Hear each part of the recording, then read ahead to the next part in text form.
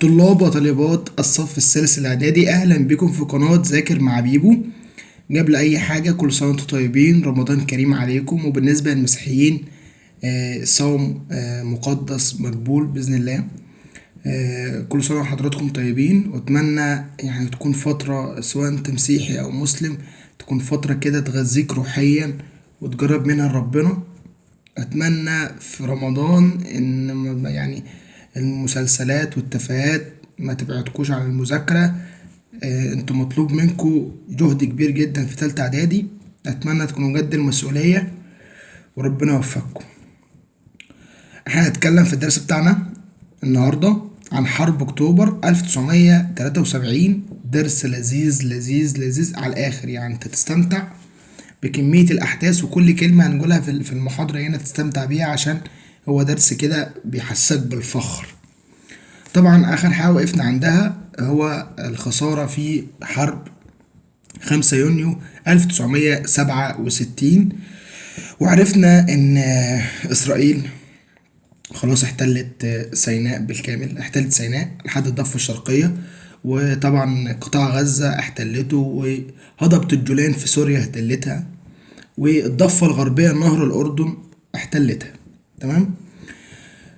عرفنا بعد كده برضو في نفس الدرس ان الجيش المصري دخل في مرحلتين: مرحلة التصدي والمواجهة، ومرحلة الاستنزاف او حرب الاستنزاف، علشان يستعد فيها هيبته يعني يخوض حرب اخرى يعرف يسترجع فيها الاراضي اللي احتلت. تمام.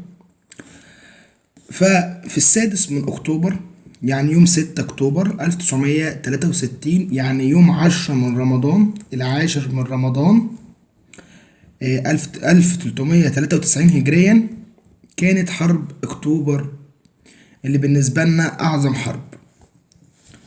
حرب أكتوبر أطرافها طبعا هتكون مصر وسوريا. مصر وسوريا هما الاتنين يد واحدة في هذه الحرب، عشان احنا عارفين ان مصر هدفها هو استرجاع سيناء اللي احتلت منها، وهدف سوريا هو استرجاع هضبة الجولان اللي احتلت منها. الاتنين كانوا ضد مين؟ طبعا كانوا ضد اسرائيل. اسبابها ايه؟ قلنا ان مصر رغبتها ان هي تسترد شبه جزيرة سيناء، ونفس النظام بالنسبة لسوريا، ان هي تستغل او تسترد هضبة الجولان اللي احتلت منها، وان هما كمان يمحوا اثار نكسة يونيو 1967. وكمان من الاسباب الخاصة بحرب اكتوبر هو ان اسرائيل رفضت كل النداءات المتقدمة لها بالانسحاب من الاراضي اللي احتلتها. في عدوان 5 يونيو 1967 اسرائيل عرفنا ليه احتلت سيناء والجولان والضفة الغربية وقطاع غزة. فتم اصدار قرار من مجلس الامن رقم 242 لو فاكرينه، ان هي اسرائيل تنسحب من الاراضي اللي احتلتها. طبعا اسرائيل رفضت القرار خالص. بناء على الرفض بتاع اسرائيل تم قيام حرب اكتوبر.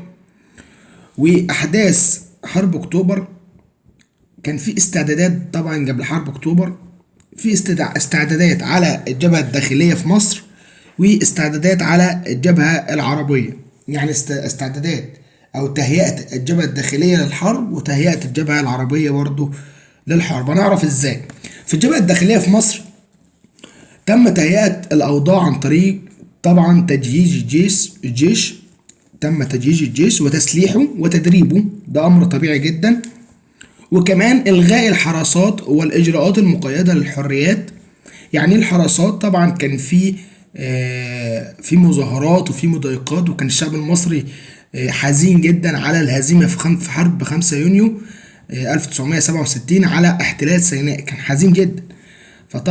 فكان في كده مفيش حد ينفع يتكلم، اللي بيتكلم على طول بيتسجن.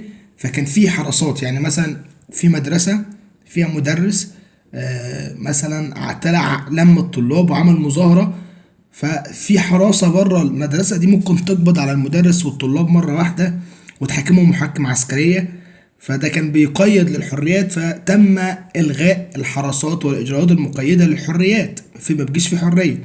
طبعا ده كانت حاجة سلبية موجودة، وهو محمد أنور السادات هيئ الجبهة الداخلية عن طريق إلغاء الحراسات والرجالات المقيدة للحريات، وكمان رفع الرقابة عن الصحف علشان الصحف تبدأ بقى إيه تكتب عن وتذم في إسرائيل وتشجع الشعب على الحرب ضد إسرائيل. وكمان هيئ الجبهة الداخلية عن طريق القضاء على مراكز القوى. يعني ايه القضاء على مراكز القوى؟ طبعا كان في بعض الاشخاص اللي بتنافس الرئاسة وبتحاول تشوش او تعمل دوشة على الرئاسة او القيادة العسكرية، فكان بيتم القضاء على هذه القوى. ليه؟ علشان انا مبقاش بحارب في اسرائيل وبص الاقي في ايه مظاهرات داخل البلد داخليا، والاقي في ناس واقفة ضدي داخل البلد. فهو تم القضاء على مراكز القوى، زي مثلا يعني الرئيس عبد الفتاح السيسي والاخوان. فالرئيس عبد الفتاح السيسي عشان يقدر يعمل نهضة في مصر ويبني مصر من الاول، فقضى على الاخوان الاول عشان ما يعرفش ايه يحارب على جبهتين، مش عارف يحارب على اسرائيل ويحارب في نفس الوقت دي داخل مصر. فقضى على مراكز القوى، وكمان اصدر دستور جديد للبلد وهو اسمه دستور 1971، وكمان اطلق عليه الدستور الدائم. والدستور ده طبعا شمل كل القرارات اللي طلعت ساعتها، وكان دستور عظيم جدا. ده بالنسبة للجبهة الداخلية في مصر. يبقى جهز الجيش وسلحه بأحدث الأسلحة والتدريب عليها، ألغى الحراسات والرجالات المقيدة للحريات، رفع الرقابة عن الصحف، قضى على مراكز القوى، أصدر دستور جديد للبلاد. ده بالنسبة للجبهة الداخلية في مصر. طب بالنسبة للجبهة العربية، طبعا احنا عارفين الدول العربية كان بينها خلافات، فتم توحيد الدول العربية وتصفية النفوس. حاول يلم كده القادة العرب ورؤساء الدول العربية ويعمل ما بينهم مؤتمرات ويصفي كده النية علشان نعرف نبقى ايد واحدة، عشان الاتحاد قوة. الاتحاد سيد البلد. مين هنا اسكندراني؟ الاسكندرية ايه؟ يثبتوا وجودهم في التعليقات. يبقى هو صف الخلافات ووحد الصف العربي. ليه؟ عشان يستفاد من كل الموارد والامكانيات المتاحه عند العرب. طبعا احنا عارفين عند العرب ان عندهم النفط اللي هو البترول، في كمان الجيش، في السلاح، في اشياء كثيره جدا يستفادها من توحيد العرب وانهاء الخلافات. ده بالنسبه للاستعدادات لحرب اكتوبر. خلاص بقى احداث حرب اكتوبر. حرب اكتوبر هتبدا. احنا عارفين ان رئيس الجمهوريه هو محمد انور السادات، وكان برضو رئيس السلاح الجوي او رئيس سلاح الطيران المصري كان محمد حسني مبارك، اللي هو هيمسك الرئاسة بعد محمد أنور السادات، بعد ما يقتل محمد أنور السادات. لكن هو في وقت الحرب كان قائد السلاح الطيران المصري. طبعا مين هنا هيدي إشارة بدء الحرب؟ طبعا هو الرئيس محمد أنور السادات. لكن مين اللي بيتحكم في سلاح الطيران؟ هو محمد حسني مبارك، واللي عمل ضربة جوية ناجحة جدا، مما جعلت ان احنا هنحطم وهندمر وهنبدأ بقى ننتصر في الحرب بسبب الضربة الجوية الناجحة الخاصة بقيادة محمد حسني مبارك. احنا عندنا دلوقتي جبهتين، جبهة مصرية عند الحدود المصرية، وكمان جبهة على الحدود السورية. احنا الاتنين خلي بالكم كنا بنحارب في نفس الوقت، مصر وسوريا بيحاربوا في نفس الوقت، وكان في تنسيق ما بينهم. ونعرف ازاي احمد اسماعيل المشير احمد اسماعيل ازاي كان بينسق بين الجبهتين. يبقى الرئيس محمد انور السادات اعطى اشاره بدء الحرب، وقائد السلاح الطيران المصري محمد حسني مبارك اعطى ضربه جويه ناجحه جدا. وكمان المدفعيه اللي كانت خلف خط بارليف او في الضفه الغربيه بدات باطلاق النار، وبدأ بقى ايه تحطيم اعداد كبيرة ومعدات اسرائيلية عسكرية في الناحية في سيناء، كانت واقفة في الناحية الشرقية. طبعا الطيارات عبرت قناة السويس، وتم تحطيم اعداد كبيرة من الطائرات والمعدات العسكرية لاسرائيل، وتدمير خط بارليف اسطورة اسرائيل في 6 ساعات. عارف كانوا بيقولوا على خط بارليف ده ايه؟ ان ما ينفعش يتدمر غير بقنبلة نووية. كانوا بيطلعوا عليه قصائد واسطورات. احنا دمرناه في 6 ساعات بخراطيم ميه. طبعا الرمله دي كان خط بارليف مكون من رمال. الرمله دي انت لو رميت عليها قنبله يعني هتبهدل شويه رمله كده يعني. لكن فكره انك يعني تدمر خط بارليف بخراطيم ميه، احنا عارفين الرمله دي انت لو ضربت فيها خرطوم ميه كده تلاقي الرمله بتبعد. فكانت فكرة عظيمة جدا. وخلي بالكم في واحد اسمه باسم زكي اليوسفي حاجة زي كده، هو كان صاحب الفكرة يعني. تمام. يبقى نتيجة مترتبة على ضربة الطيران المصري الناجحة بقيادة محمد حسني مبارك هو تعظيم أعداد كبيرة من الطائرات، تدمير خط بارليف، كمان إنشاء معبر على طول قناة السويس، معابر يعني تعدي منها الدبابات والمدرعات والآلات العسكرية للناحية التانية. والقوات المصرية بقى انتشرت على الضفة الشرقية لقناة السويس. احنا عارفين إن هي إسرائيل احتلت سيناء بالكامل حد الضفة الشرقية. طبعا الدبابات انتشرت على الضفة الشرقية لقناة السويس، وتم رفع علم مصر عليها، وأسرنا مئات الجنود الإسرائيليين. أسرناهم طبعا، خدناهم أسرى. طبعا هم خدوا مننا أسرى، وهنعرف إن الجنود اللي احنا أسرناها ديت في الحرب يعني هتحصل صفقة تبادل أسرى بعد كده ما بيننا وبين إسرائيل. فده برضو إيه، زي ما يكون كده أنت ماسك عليه زلة.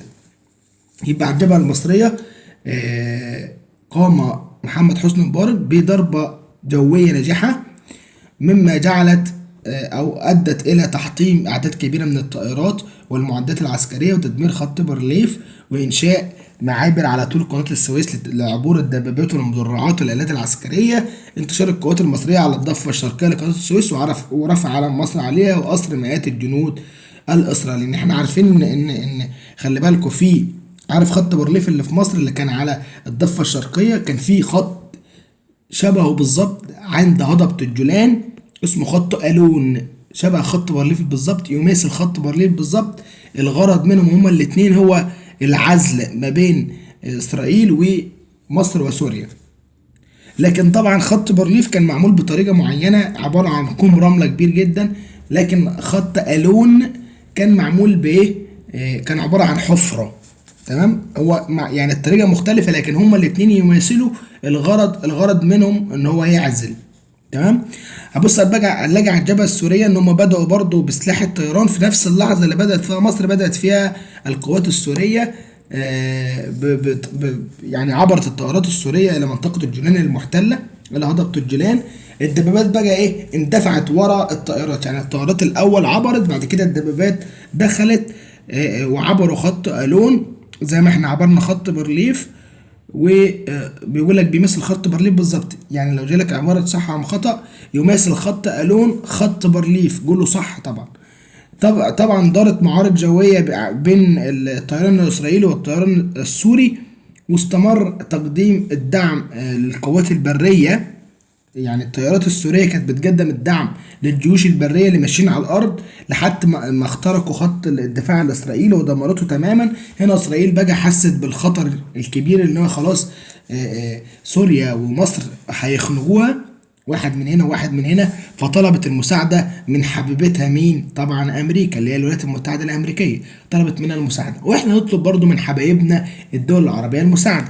هنعرف دور الدول العربية والولايات المتحدة الأمريكية أثناء حرب أكتوبر. دور الدول العربية في حرب أكتوبر ودور الولايات المتحدة الأمريكية في حرب أكتوبر، طبعا كل واحد ليهم دور عسكري، دور مالي، دور سياسي. هتلاقي إن الدول العربية قدمت دعم عسكري، يعني بالجنود، بالسلاح، بالمدرعات، بالدبابات.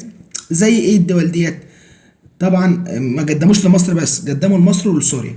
جالك زي العراق، الكويت، السعودية، الأردن، السودان، وليبيا، والمغرب، وتونس، والجزائر. لازم تحفظهم، لازم، معلش هتتسأل فيهم اختيارات وصح وغلط، لازم تحفظهم. العراق والكويت والسعودية والأردن والسودان وليبيا والمغرب وتونس والجزائر. ممكن تعملهم نغمة أو أغنية.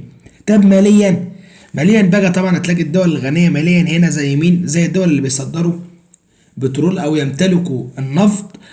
طبعا زي السعودية، احنا خدنا في الجغرافيا اللي هي رقم واحد في البترول. فالسعودية تمتلك ملايين الدولارات، قدمت دعم مالي. والإمارات طبعا غنية جدا. والجزائر، عشان احنا ساعدنا الجزائر في الاستقلال. لو خدت اللي سبب دخول فرنسا العدوان الثلاثي هو ان احنا ساعدنا الجزائر في الاستقلال عن فرنسا. فطبعا الجزائر بتحب ترد الجميل هنا، فالجزائر ساعدت عسكريا وماليا، والسعودية كمان ساعدت عسكريا وماليا. وبيقولوا قطر برضو قدمت مساعدة مالية. طب بالنسبة سياسيا عملوا دور عظيم جدا، كان سبب رئيسي في انتصارنا في حرب اكتوبر. هو ان الدول العربية اجتمعوا في الكويت، في وزارة اسمها وزارة النفط العربي موجودة في الكويت، اصدروا قرار مهم جدا، هو خفض انتاج البترول. خفض انتاج البترول يعني البترول كنا بننتج 5 طن من البترول، هنقلله لطن واحد. طبعا انا بتكلم اي كلام، بس انا بديك مثال، يعني طبعا هو البترول مش بالطن، بس انا بديك مثال. فهنا لما تم خفض الانتاج للبترول، هنا المصانع وقفت، الطيارات، العربيات، كله ماشي بالبترول، فحصلت ازمه عالميه. فكل الدول كانت بتطالب اسرائيل بان هي توقف الحرب علشان عايزين بترول، عشان الدول العربيه تزود الانتاج للبترول. شوف بقى الدول العربيه عملت ايه، طلعوا قرار بحظر حظر اصدار او يعني توريد البترول الى الولايات المتحدة الامريكية. علشان ايه؟ علشان هما اللي قدموا مساعدات لاسرائيل. حظرت بقى البترول نهائيا على امريكا، مما اضر بمصالح امريكا، وكان سبب رئيسي في انتصارنا في حرب اكتوبر. طب دور الولايات المتحدة الامريكية في الحرب ايه؟ هتلاقي ان الولايات المتحدة الامريكية هنا قدمت لاسرائيل دعم عسكري، دعم مالي، دعم سياسي. دعم عسكري ان هي اقامت جسر جوي من امريكا لاسرائيل بيقدم مساعدات لاسرائيل، يعني الطيارات تبقى شايله مساعدات، سواء كانت معدات حرب، سواء كان اكل شرب، تحول كل المساعدات دي جسر كامل. الطيارات تنزل تنزل المساعدات وترجع تاني امريكا تاخد مساعدات غيرها، جسر كامل. قدمت معلومات عسكرية طبعا بسبب الأجهزة المتقدمة جدا في الاستخبارات اللي تمتلكها أمريكا. فاكتشفوا ثغرة في مصر اسمها ثغرة في منطقة الدفرسور أو الدفرسوار. في منطقة الدفرسوار كان في هنا الجيش المصري اندفع في الحرب وساب خلفه منطقة ما فيهاش جنود. فطبعا الأجهزة الخاصة ب الاستخبارات الولايات المتحدة الأمريكية عرفت المعلومة دي وقدمتها لإسرائيل على طبق من ذهب، وإسرائيل دخلت بالجيوش بتاعتها في منطقة الدفرسوار، وده عمل خلل في الجيش المصري. ده بسبب إيه؟ بسبب مساعدة الدول لأمريكا لإسرائيل عسكريا. طب ساعدت إسرائيل برضو ماليا، قدمت لها، احنا عارفين إن أمريكا غنية جدا، قدمت لها أموال كثيرة جدا، أموال ضخمة. وسياسيا بقى، سياسيا امريكا اجتمعت مع دول الاعضاء في مجلس الامن واصدروا قرار رقم 338. مهم لازم تحفظ رقم القرار. القرار كان رقم 338، والقرار ده كان بينص على ايه؟ ان اعمال الحرب كلها تقف، يعني القتال يقف من امتى؟ من يوم امتى؟ من يوم 22 اكتوبر 1973. احنا عارفين ان الحرب بدأت يوم 6 اكتوبر. بعد الحرب يوم 22 تم اصدار قرار بوقف القتال. طبعا لما القتال يجي فتبدأ بقى المفاوضات بين مصر واسرائيل. عايزين نعرف بقى احنا كده، احنا يعني انتصرنا، احنا كده في الحرب انتصرنا، و يعني وضعنا علم مصر على الضفة الشرقية لقناة السويس، ودخلنا في معظم سيناء او سيطرنا على معظم سيناء، وتبدأ المفاوضات بقى.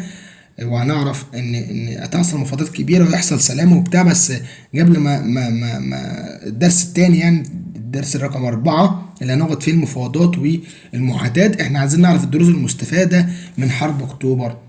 في دروس مستفادة من حرب اكتوبر او النتائج على حرب اكتوبر. يعني سؤال بيقول لك النتائج، ما نتيجة مترتبة على حرب اكتوبر، هتكتب له برضو ايه السبع نتائج دول، او ممكن تكتب 4 اللي انت فاكره يعني. هي برضو الدروس المستفادة.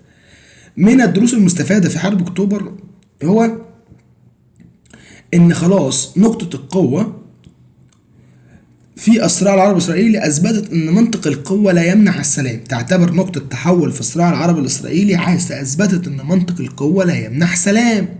احنا عارفين ان الرجل القوي بيحمي بيته، بيحمي دنيته، بيفضل عايش في السلام عشان محدش يقدر يضرب الرجل القوي.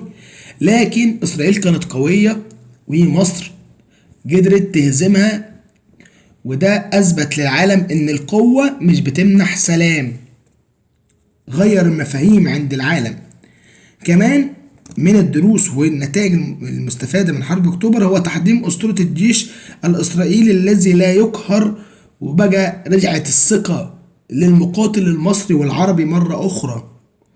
كانوا بيطلقوا على الجيوش بتاعتهم إن هي جيوش لا تقهر، مفيش جيوش تقدر عليها. طبعا الأسطورة دي إحنا قضينا عليها لما كسبنا. تقويض أسس العقيدة القتالية للقوات الإسرائيلية، يعني هدم أسس العقيدة القتالية للقوات الإسرائيلية. كانوا بيقولوا إن سلاح الطيران الخاص بالقوات الإسرائيلية سلاح طيران غير عادي، يهزم أي سلاح طيران آخر. شفنا لقينا محمد حسني مبارك بيديهم على جفاهم بإيه؟ بالطيران المصري. فده أدى إلى هدم أسس العقيدة القتالية عند القوات الإسرائيلية. كمان من النتائج والدروس المستفادة هو انتهاء نظرية الأمن الإسرائيلية. خلاص بقى هما كان عندهم نظرية أمن إن إحنا لما نعمل خط ألون عند إسرائيل عند سوريا، وخط بارليف عند مصر، محدش من سوريا ومصر يقدروا يحاربونا مرة أخرى. إحنا طبعا قضينا على النظرية ديت لما خلاص إحنا ضمننا خط بارليف وخط ألون، وعرفنا ندخل الحرب ونهزمكم كمان. ورقم 5 بقى انهاء حالة اللا حرب ولا سلم. يعني حالة اللا حرب ولا سلم؟ كنا طبعا بعد 5 يونيو 1967 احنا ما كناش عايشين في حرب ولا كنا عايشين في سلم. يعني احنا ما كناش في سلام ولا كنا بنحارب، كنا عايشين في هدوء كده، مش في هدوء يعني في سكوت كده، اللي هو ولا في حرب ولا في سلام. خلاص الحالة دي انتهت بقى، بيجي في حرب وهيبقى في سلام. تمام. ما ينفعش يجيب لك في صح وخطأ ويقول لك ايه انهت حرب اكتوبر حالة اللا حرب والسلم، قول له غلط، لازم يكون في لا حرب ولا سلم. فاهمني؟ وكمان ما ينفعش يقول لك انهت حالة حرب اكتوبر حالة اللا سلم والحرب، قول له غلط، لازم اللا حرب ولا سلم. تمام. لما انهينا حالة اللا حرب ولا سلم طبعا افسحت المجال للمفاوضات السياسية من منطق القوة. طبعا احنا اللي كسبانين هنا وهزمنا اسرائيل، فاحنا بنتفاوض واحنا اقوياء، مش واحنا منهزمين. ده يفرق طبعا في المفاوضات. رقم 6 اظهرت اهمية السلاح النفط العربي في السياسة العربية. سلاح البترول طبعا سلاح عظيم جدا، مش اي حاجة تضرب نار بس هي اللي اسمها سلاح، لا احنا عندنا سلاح البترول، وده خلى الدول العالم كلها تضغط على اسرائيل لايقاف الحرب. أثرت حرب أكتوبر برضو في العلاقات بين إسرائيل وبعض الدول المحبة للسلام في آسيا وأفريقيا وأوروبا. خلاص الدول عرفت حقيقة إسرائيل وبقت قطع العلاقات بين إسرائيل يعني الدول دي قطعت علاقتها بين إسرائيل عشان عرفوا نيتهم السوداء. ده بالنسبة للدروس المستفادة من حرب أكتوبر. عايزين نعرف آخر جزء معانا في الدرس الشخصيات المضيئة في حرب أكتوبر، يعني الشخصيات اللي كان ليها السبب الرئيسي في انتصار حرب أكتوبر. طبعا عندنا التوب، الراجل البرنس اللي كان بيدير كل حاجة هو المشير أحمد إسماعيل، أعلى حاجة، ده الراجل البرنسيسة واللي هياخد أعلى وسام في القوات المسلحة العسكرية أو في القوة العسكرية المصرية، هو وسام نجمة سيناء. بعديه فريق سعد الدين الشاذلي، وده كان ثاني راجل بعد احمد اسماعيل. وده خلي بالكوا كان في بينه وبين محمد انور السادات رئيس الجمهوريه خلافات كبيره جدا، وهنعرف ان رئيس محمد انور السادات هيعزله. بعد كده اخر واحد معانا اللي هو محمد عبد الغني الجمسي، وده كان رئيس هيئه العمليات القوات المسلحه المصريه، وهنعرفهم واحد واحد. اول حاجه المشير احمد اسماعيل، منصبه ايه؟ ده كان في الاول مدير المخابرات العامه، بعد كده بيجي وزير الحربيه وقائد للقوات المسلحه المصريه. ومدير المخابرات طبعا احنا عارفين ان كل دوله لها مخابرات او لها جواسيس، فمصر كان ليها جهاز مخابرات كان هو المدير بتاعه. بعد كده بيجي وزير الحربيه وقائد القوات المسلحه المصريه، يعني هو الراس الكبيره في الجيش، يعني هو قائد الحرب كلها. تمام. طب بالنسبه ل سعد الدين الشاذلي كان منصبه ايه؟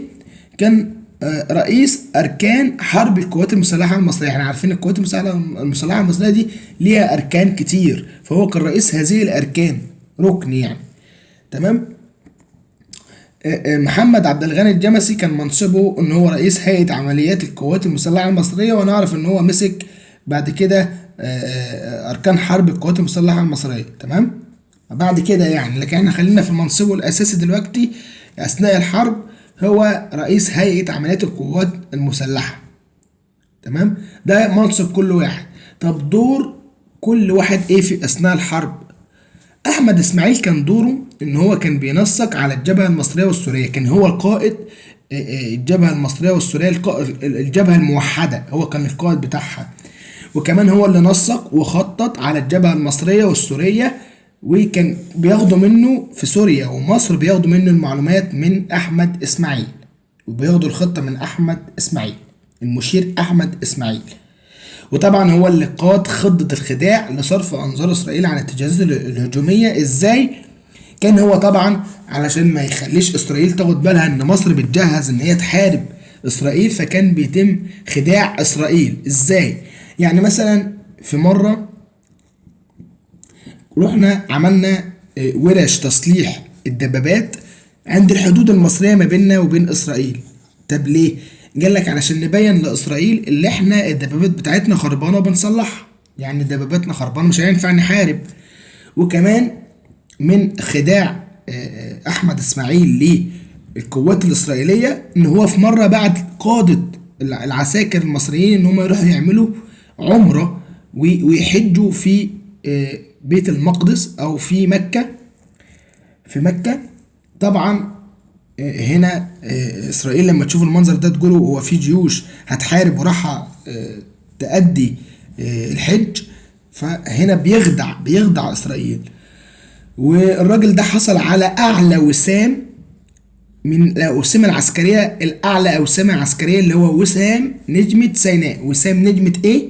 سيناء. ده المشير احمد اسماعيل. بعد كده الفريق سعد الدين الشاذلي كان بعد على طول احمد اسماعيل. الراجل ده زي ما قلنا ان هو رئيس اركان حرب القوات المسلحه المصريه، كان عام 1971. انا اعرف ان هو بعد كده يعني هينعزل من المنصب دوت، وهيمسك مكانه الجمسي، محمد عبد الغني الجمسي، عشان كان في خلافات ما بينه وبين محمد انور السادات. الراجل ده كان ايه دوره في الحرب؟ الراجل ده شارك في تطوير القوات المسلحة المصرية، طبعا في تطوير الأسلحة وتطوير الجيش وتدريبه شارك. هو اللي وضع بقى سعد الدين الشاذلي، هو اللي وضع خطة عبور قناة السويس وتعظيم خط بارليف. هو اللي وضع الخطة كلها في عبور قناة السويس وتعظيم خط بارليف، وطبعا نفذ الخطة ونجح فيها. الراجل ده تم تكريمه بس بعد ما مات ب 39 سنة، يعني مش ب 39 سنة، لا هو بعد الحرب ب 39 سنة، بس كان مات ساعتها. فتم تكريم اسمه هو اللي هو سعد الدين الشاذلي بمنحه قلادة النيل العظمى. منحه قلادة النيل العظمى. واحد يقول لي طب هم ما كرموش ليه اثناء الحرب زي المشير احمد اسماعيل؟ اقول لك ان هو كان في خلافات ما بينه وبين محمد انور السادات، فبعد ما مات محمد انور السادات، وبعد ما مات هو ذات نفسه، تم الدولة يعني حبت تكرمه فمنحته قلادة النيل العظمى. طبعا بعد كده بقى نلاقي اخر واحد معانا اللي هو الجمسي. كان ماسك هيئة عمليات القوات المسلحة المصرية. يعني ايه هيئة عمليات القوات المسلحة المصرية؟ هي عبارة عن هيئة كده، او يعني عبارة عن مكان بيتم التخطيط فيه او رسم خرائط للحرب، وازاي نحارب وامتى نحارب، ووضع التوقيت الخاص بالحرب وكده. فهو كان شاغل هذا المنصب، وهنعرف ان هو عمل دراسة عن انسب التوقيتات اللي يعمل فيها عمليات هجومية. هنعرف ان هو اختار الساعة 2 الظهر. طب ليه اختار الساعة 2 الظهر عشان نحارب؟ الساعة 2 الظهر احنا كنا في يوم 10 من رمضان، فالساعة 2 الظهر ما ينفعش، يعني محدش هيقدر من الجيوش المسلمين، الجيوش المصرية، ان هو يحارب الساعة 2 الظهر، دول صايمين، فما كانش هيجي على بال اسرائيل. فده توقيت مناسب جدا في خداع اسرائيل. هنعرف ان هو برضه عمل حاجات كتير جدا خلت اسرائيل، خدع اسرائيل. بعد كده تولى تم تكريمه عن طريق ايه؟ ان هو بيجي رئيس اركان حرب القوات المسلحه المصريه بعد عزل مين؟ عزل الشاذلي، سعد الدين الشاذلي. تولى عبد الغني الجمسي 1973 بعد الحرب مباشره، يعني اول ما الحرب خلصت على طول هو مسك رئيس حرب القوات المسلحه، اركان حرب القوات المسلحه. يعني لو جالك سؤال يقول لك ايه سنه 1971 كان رئيس حرب القوات المسلحة، أركان حرب القوات المسلحة مين؟ هتقول له سعد الدين الشاذلي. لكن 1973 هتقول له على طول اللي هو عبد الغني الجمسي. ده بالنسبة للدرس بتاعنا، درس لذيذ ودرس يعني مش صعب، عايز بس انك ايه تقعد تفنطه وتجراه كذا مرة وتحاول تحل عليه تمرينات كتير، والدرس هيثبت في دماغك ان شاء الله.